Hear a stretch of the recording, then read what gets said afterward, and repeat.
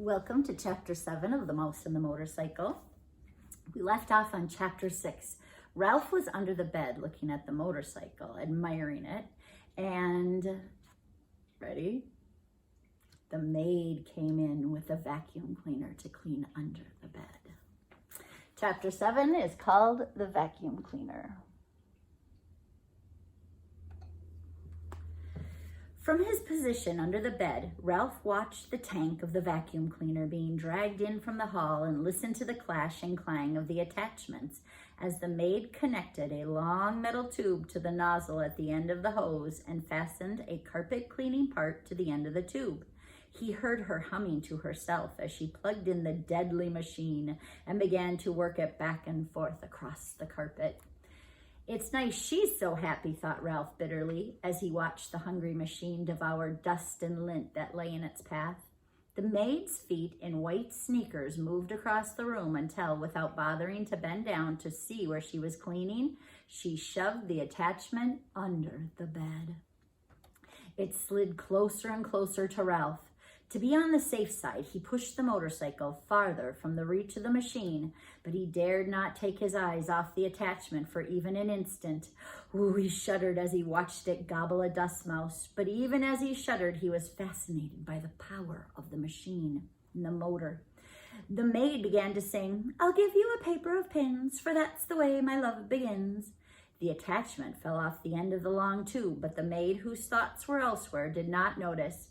Now Ralph could feel the machine suck in its breath and knew he was in danger of being inhaled along with the dust mice.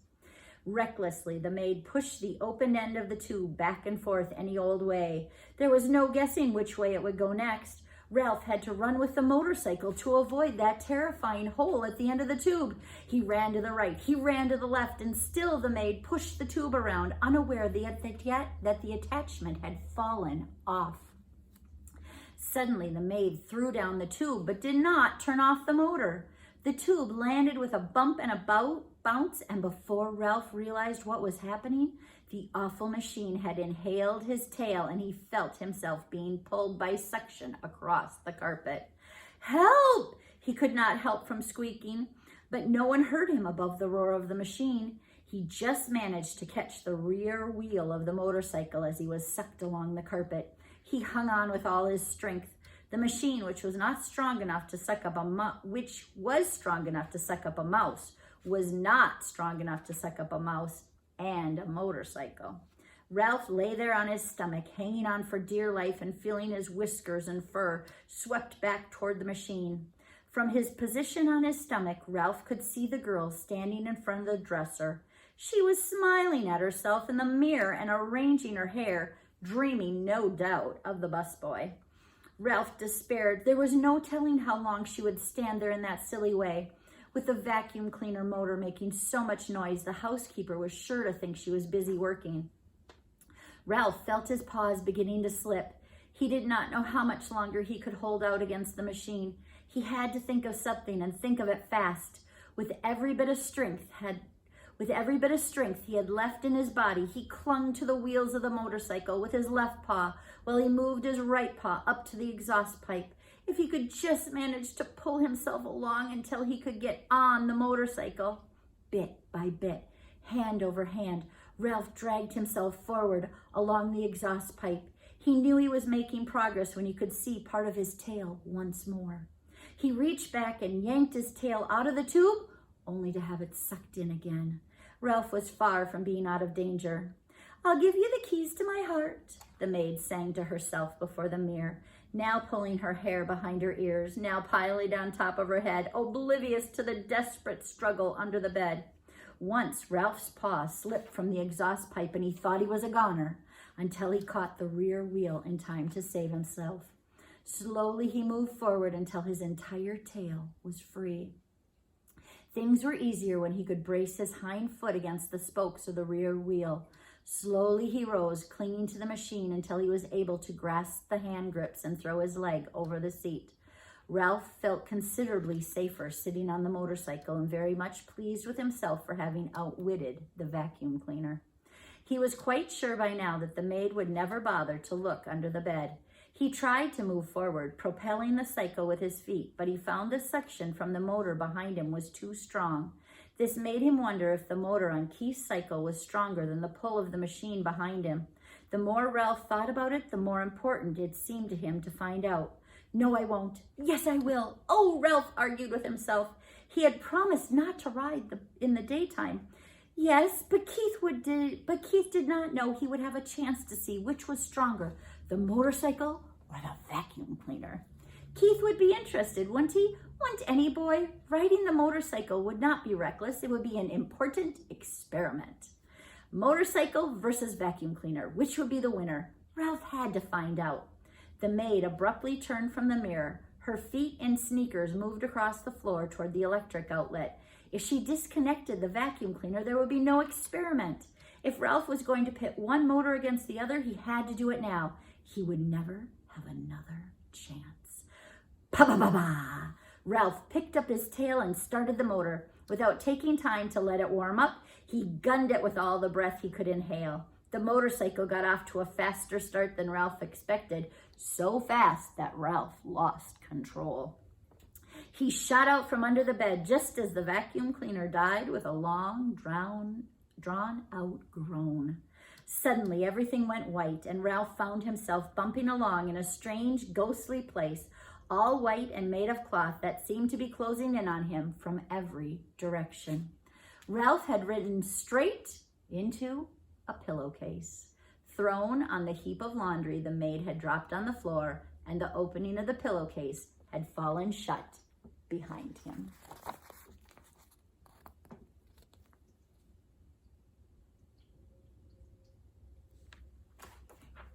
Ralph had no idea which way was out.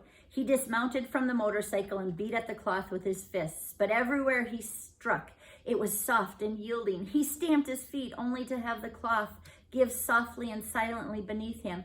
He began to wade through the pillowcase, tugging the motorcycle along behind him while he wondered why he had thought it was so important to test the motorcycle against the vacuum cleaner. The light filtered through unknown layers of cloth was dim, and he sank to his knees in bed linen with every step. When he came to a seam, he knew he had been wading in the wrong direction. Drat, muttered Ralph. He turned, still dragging the motor, and tried to retrace his footsteps, only to find he had no idea which way he had come. There were no landmarks. The clouds of wet cloth were white, billowy, and yielding in all directions. Double drat! He stamped his foot, only to find himself sinking deeper into the linen. From the swishing sounds he could hear outside, Ralph knew the maid must be unfolding clean sheets over the bed. He plodded on, dragging the motorcycle without direction and with very little hope. He promised to buy me a bunch of blue ribbons, sang the maid, to tie up my bonny brown hair. Down the hall, a door opened. Ralph heard a muffled woof, and in a moment the click of the small dog's toenails on the bare floor at the edge of the hall carpet, followed by sniffing that was dangerously close. The little terrier began to bark. I know you're in there, he yipped. Stick out your tongue and waggle your fingers at me, will you? You just wait. Paws began to scrape at the sheets and pillowcases as if the dog were trying to dig a hole. Ralph decided it was wiser not to talk back to the dog. He huddled, scarcely breathing, against the motorcycle. Well, hello, you cute little thing, said the maid, revealing to Ralph that she was even sillier than he had thought, as if there were anything cute about a terrier that could scarcely see through his own hair. The dog went on yapping, a bit self-consciously, Ralph thought, now that he knew he was being admired by the maid. A man's steps came thumping down the hall. Stop your racket, you pesky mutt, said the owner's voice, and Ralph knew when the bark suddenly came from above him that the dog had been snatched up. Let me down and I'll dig him out, yapped the dog as he was carried away. Just let me down for 1 minute and I'll show you. Suddenly, Ralph felt himself being tumbled about in the pillowcase. He did not even have to think what to do. He automatically grabbed for the motorcycle and held on with all his strength. Even though he had been tipped upside down with his feet in the air, Ralph knew he was being lifted up inside the bundle of bed linen and carried down the hall. He lay still, his front paws locked around the front wheel of the motorcycle, waiting to see what would happen next. The maid walked a short distance to what Ralph judged to be the linen room, and there he dumped her armload of bedding before she went off to clean another room. Ralph was deep in the hamper where no light filtered through at all. These sheets and pillowcases were on their way to the laundry, and since he had no wish to be laundered any more than he had wished to be thrown out with the trash, there was only one thing for him to do: start chewing. Ralph ripped into the pillowcase with his sharp teeth, and in no time he made a ragged hole which he crawled through. When he tried to pull the motorcycle after him, he discovered the hole was too small. He had to stop and chew it bigger before he could pull the machine along with him. Ralph chewed through another layer of cloth and then another as he worked his way upward, each time enlarging the hole for the motorcycle. His jaws began to ache, and still another layer of cloth lay ahead, this time a damp bath towel which would make slow chewing. Ralph was forced to make a decision. Did he want to save his life? Or did he want to be carried off to the laundry with the motorcycle? There was only one answer. He wanted to save his life. He must abandon the motorcycle. With aching jaws, Ralph chewed onward and upward, moving faster now that he was making mouse-sized holes instead of motorcycle-sized holes. The bath towel had left an unpleasant furry taste in his mouth. Gradually, light began to filter through the cloth until finally, when Ralph thought he could not force his jaws to close on one more mouthful of fiber, he emerged into daylight at the top of the hamper.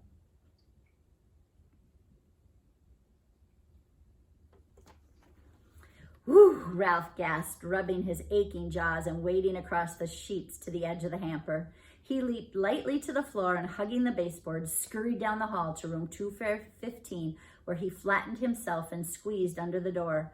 Safe, but exhausted and filled with remorse at the loss of Keith's motorcycle, Ralph dragged himself off to the mouse hole to catch up on the sleep he should have had that day.